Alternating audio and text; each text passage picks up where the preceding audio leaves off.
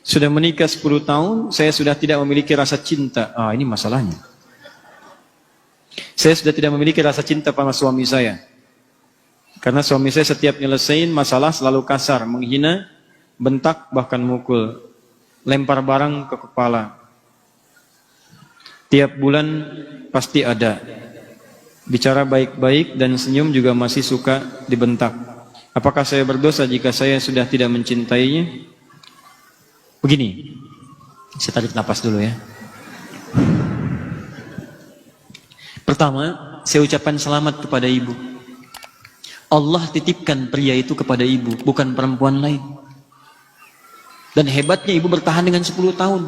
Dibentak-bentak, dilempar. Anda bayangkan, perempuan lain mungkin dilempar sehari, sudah nggak kuat. Ibu 10 tahun tuh.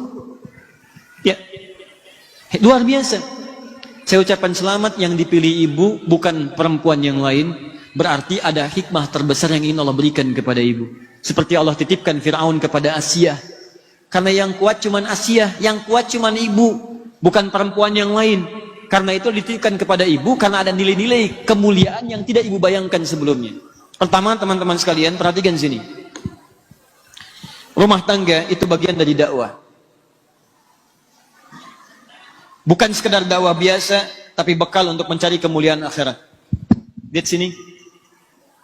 Rumah tangga itu sesungguhnya bekal berpartner bekerja sama untuk mencari kemuliaan akhirat.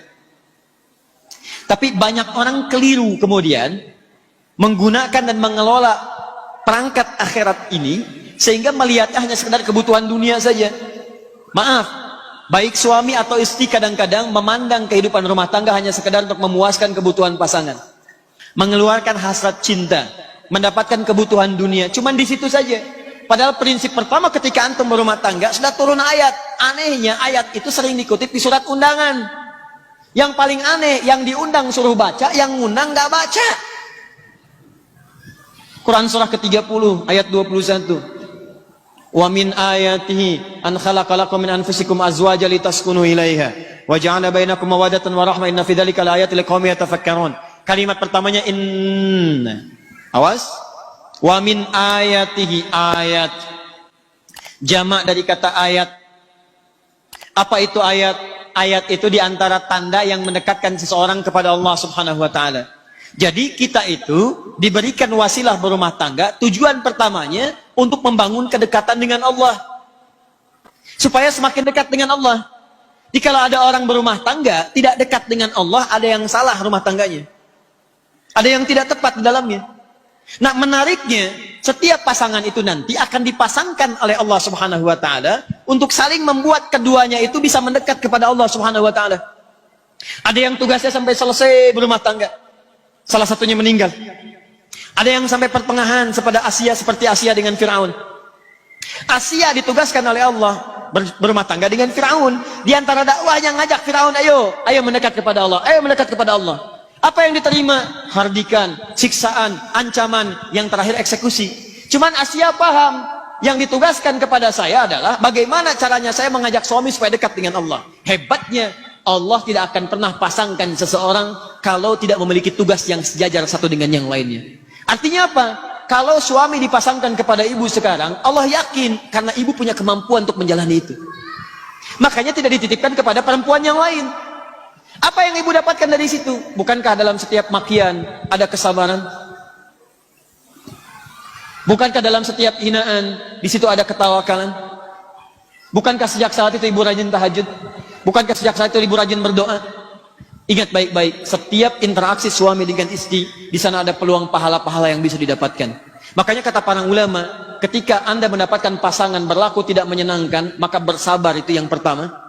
Bersabar, coba terima dulu itu semua dengan merespon dengan nilai-nilai kebaikan. Cara meresponnya, bayangkan Allah sedang memberikan misi kebaikan yang melahirkan pahala yang banyak bagi Anda. Lihatnya pahala dulu. Ini poin pertama. Jadi kalau Anda sudah berpikir bahwa ini barangkali dititipkan kepada saya karena saya mampu dan ada misi dakwah di sini, barangkali Allah kirimkan yang seperti ini supaya saya mendapatkan pahala dalam kesan untuk mendapatkan surga saya. Kalau cara berpikirnya bukan berpikir yang intimidatif, tapi berpikirnya pada yang positif, Allah sedang menguji saya, maka Anda akan merespon dengan penuh semangat untuk memperbaiki diri lagi. Ini bagian yang pertama. Ya, ibu bukan orang pertama, karena zaman dulu pun sudah ada yang seperti itu. Ada. Ini kebalik, Bu, istrinya yang susah. Suaminya sabar, dilayani. Ketika tetangganya mengadukan, ini kisah nyata.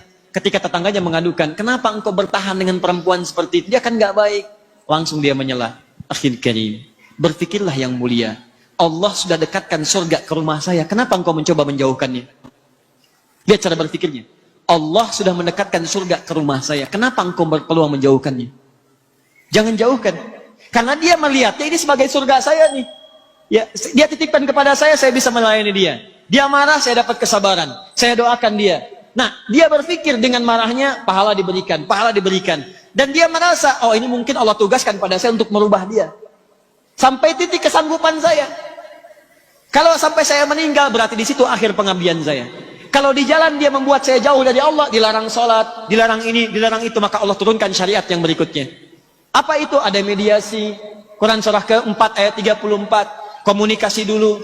Kalau sudah kurang baik, coba berpisah sementara waktu untuk saling merenung. Kalau juga belum ada solusinya, kemudian beri pelajaran yang membuat mengerti. Ya, ketika tidak dimasakkan bagaimana responnya, ketika dipisahkan bagaimana responnya. Kalau masih belum mengerti juga, cari orang baik untuk menyatukan. Ayat 35-nya. Lihat baik-baik, wa in khiftum shiqaqa bainihima fab'athu hakaman min ahli wa hakaman min ahliya. Kalau semua sudah ditempuh, Allah kasih jalan keluar. Tugas kamu selesai sampai di sini, ya silahkan kerjakan, tingkatkan ibadah yang lain. Mungkin suami kamu akan mendapatkan pencerahan dari yang lain. Semua jalannya ada. Tapi jalan yang pertama, jangan pernah berpikir untuk berpisah dahulu. Cara berpikirnya adalah, mungkin bukan cinta yang Allah tugaskan kepada saya, tapi surga yang sedang Allah turunkan kepada saya. Kalau cara berpikirnya begitu, nyaman. Ada yang ditukar, Bu. Suaminya, maaf ya, dibanding saya, wah, masih ganteng tengkuis tuh lah pokoknya. Ya. Istrinya cantik luar biasa, dibanding ibu masih cantik dia. Anda kebayang nggak? Jadi suaminya cantik luar biasa, cantik indah. Istrinya cantik. Gara-gara antum sih kenal Firaun. Ya. Istrinya cantik luar biasa, cantik, elok, indah. Kalau ditatap wajah tidak berpaling, mata tidak berkedip. Suaminya dibanding saya masih ganteng tengguis tuh. Ya nggak usah pada diri sendiri, pokoknya jauh lah pokoknya. Anda tahu apa yang terjadi teman-teman? Tiba-tiba suaminya bertemu dengan istri sudah dandan tuh. Lihat cara berkehidupannya. Dia layani sepenuh hatinya, baik. Begitu melihat, bengong begini. Tiba-tiba istrinya berkata, sayang, kamu kenapa? Ya zauji madzabik. Kamu kenapa?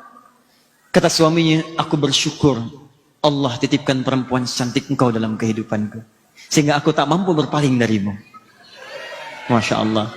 Kata istrinya, sayang, kita berdua akan ke surga. Kita berdua akan ke surga. Suaminya bingung. Kata suaminya, kok bisa? Kata istrinya, kamu bersyukur dengan titipan Allah aku padamu, aku bersabar dengan titipan Allah kamu kepadaku.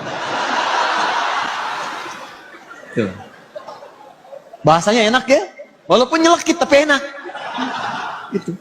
Tapi nggak ada yang marah, ketawa keduanya gitu. Ketawa keduanya. Jadi barangkali dalam hal demikian, pertama ibu melihat dari sisi ukhrawinya dulu. Ya, Asia bisa sabar, pelajari kisah Asia. Barangkali Allah titipkan dia kepada saya, mungkin untuk mendapatkan surga saya. Ibu bisa pilih itu, ibu berjuang. Kalau mungkin dalam perjuangan itu membahayakan secara fisik, mulai menyakiti fisik, mulai melukai, tidak mampu bertahan di situ, maka ulama memberikan jalan keluar. Baik ya, dari ayat-ayat Al-Quran yang diberikan. Apalagi kalau sudah mencegah untuk mendekat kepada Allah, maka hukum pernikahan nanti bisa turun. Dari mulai sunnah, kalau sudah berbahaya kepada fisik, terancam jadi makruh. Kalau sudah menjauhkan dari Allah atau nyawa terancam jadi haram hukumnya. Haram. Maka dalam agama nanti bahkan ada fasakh namanya. Fasakh itu dipisahkan oleh hakim. Dipisahkan. Ya, supaya mendapatkan kenyamanan tersendiri. Tapi di balik itu semua, sempurnakan dulu perjuangan ibu kepada Allah. Sehingga nanti ketika ibu disoal di hari kiamat nanti, kenapa kamu begini? Ibu bisa menjawab, ya Allah, aku telah sabar menerima titipan darimu dengan perjuangan yang telah aku maksimalkan. Kalau itu belum bisa memasukkan aku ke dalam surgamu, maka boleh berikan syafaatku dengan segala kesabaran yang telah aku berikan hanya untukmu. Paham ya? Baik.